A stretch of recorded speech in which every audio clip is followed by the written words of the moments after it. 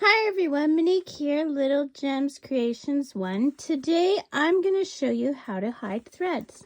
So first you're going to turn your item inside out, and then you will pick a thread. Now I have many on this one, so you're going to need a darning needle and a pair of scissors. So I'm going to pick this thread. So you'll want to thread the needle. Okay, now what I do is I put my fingers underneath to make sure I'm only picking up the back stitches. And then I go through a few stitches, pull through, and I hold my thumb there so that I don't distort my stitches. So you see how that's kind of got a bump there? I'm going to ease that back, and there you go. The bump is practically not there. So now for my next stitch, I go a bit behind where my working yarn is coming out, and then I go past it. So I'm a bit behind, and I've gone past. And again, I'm keeping those fingers there, so I'm not going through to the front.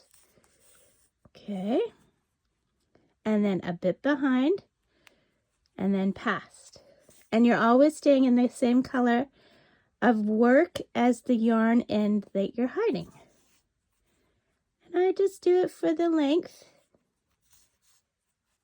that we're doing, over and over, until I've used up the majority of my piece of yarn. You notice I've not done any knots, and that's because you don't need to do knots by doing that back stitch, which is where we go a little bit behind and we go a little bit forward.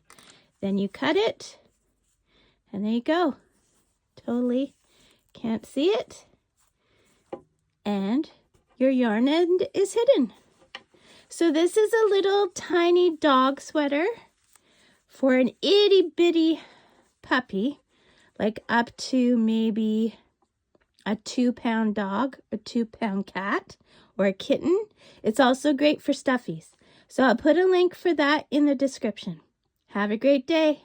Bye now.